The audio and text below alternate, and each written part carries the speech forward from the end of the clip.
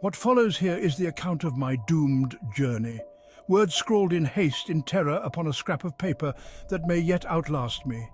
If you are reading this, know that I have left it as my only testament, a record of horrors that I would have dismissed as madness had I not lived them myself. I do not expect anyone to believe what I write here, but I am compelled to record it, if only to leave behind some shred of my humanity before I vanish into darkness. The journey began innocently enough, an escape from a life that had grown hollow and unbearable. I boarded a ship bound for the East Indies, seeking to lose myself in the vastness of the world. As we left port, I felt the faintest stirring of hope that perhaps the seas would carry me to a place where I might feel whole again. But from the first day, a strange unease settled over me, a feeling that the ocean around us held secrets too ancient and vast for human minds to grasp. I tried to ignore the sense of dread, but I saw it reflected in the faces of the crew. They were seasoned sailors, hardened men who had seen their share of storms and perils, but even they exchanged nervous glances as we sailed deeper into unknown waters. The air grew thick, damp and heavy, as if charged with some unnatural force. And then, without warning, the storm hit. It came upon us like the wrath of a vengeful god, a maelstrom of wind and waves that seemed intent on our utter destruction. The sky blackened and the sea rose around us in towering walls of water. Thunder cracked like cannon fire, and lightning split the darkness, illuminating the terrified faces of the crew. I clung to the rail, feeling as though the very earth had been torn away, leaving us adrift in some hellish realm where natural laws no longer applied. Wave after wave crashed upon us, each one more violent than the last. I could feel the ship straining, creaking under the assault, as if it too were alive and suffering. I remember praying not to be saved, but for the storm to end, for the terror to cease. But then, with a final deafening crash, a monstrous wave swallowed us whole, ripping the ship apart and scattering its wreckage across the endless sea. When I regained consciousness, I was alone, adrift in a vast, indifferent ocean. Bodies and debris floated around me, the remains of a crew that had been utterly obliterated. I felt certain that my own end was near, that the ocean would claim me as it had claimed them. But then, through the mist, I saw it, a massive ancient vessel looming out of the fog like a phantom from some forgotten age. I do not know what drove me to board that ship. Perhaps it was desperation, or perhaps it was some darker compulsion. I clambered aboard, trembling, and found myself surrounded by figures that defied all reason. The crew of this ghostly ship were gaunt, hollow-eyed men who moved in silence, their faces twisted in expressions of eternal suffering. They ignored me completely, their eyes fixed on some distant, unseen point.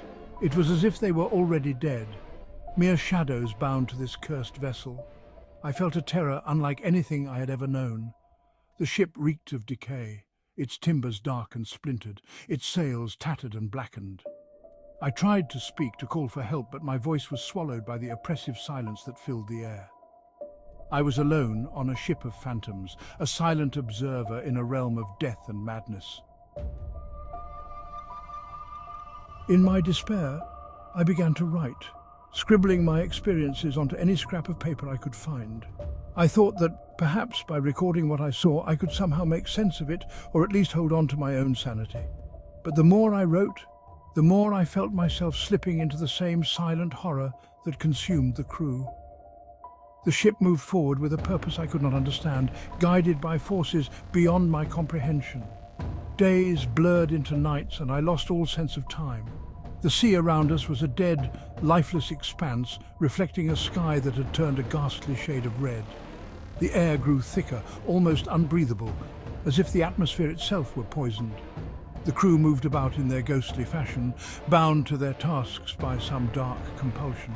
I watched them in silence, feeling a growing dread in the pit of my stomach, a dread that we were headed towards something unimaginable. Each day, I sensed the weight of an ancient, malevolent force pressing down on us, and I began to fear that I too would become one of them. Their lifeless eyes, their hollow expressions, seemed to beckon to me, inviting me to join their ranks as a shadow, a whisper in the darkness. I could feel myself changing, my thoughts growing fragmented, my identity slipping away. It was as if the ship itself were absorbing me, consuming me from within. I grew feverish, unable to sleep, haunted by visions of the abyss. I knew somehow that our journey would end in darkness, that we were being drawn towards a place from which there could be no return. And then, one night, I saw it, the whirlpool. It loomed before us like a monstrous maw, a vortex that seemed to devour light and sound. The water twisted and churned, pulling everything into its depths. I felt the ship lurch as it was caught in the whirlpool's grip, spinning faster and faster, drawn toward the center of that dark, hungry abyss. The crew moved toward it without fear, as if they welcomed their annihilation. I alone felt the horror of it, the terror of being swallowed by something so vast and powerful. I wrote furiously, my hands trembling as I recorded my final thoughts. I could feel myself being torn apart, my mind unraveling, my very soul dissolving in the face of that terrible void. I clung to my manuscript, desperate to leave behind some trace of my existence, some record of the horrors I had endured. And then, in an instant, everything went silent. I do not know what became of me in that final moment, only that my words remained, scrawled in haste and fear, a testament to my descent into darkness. Perhaps if you are reading this, you will believe my story, or perhaps you will dismiss it as the ravings of a madman. But know this: the sea holds secrets beyond human understanding, and there are forces in this world that defy reason and sanity. I have glimpsed them, and I leave this account as my final message, my warning to any who would venture too far from the light. There are places in this world that mortals are not meant to see. I write these last words with the knowledge that they may be all that remains of me.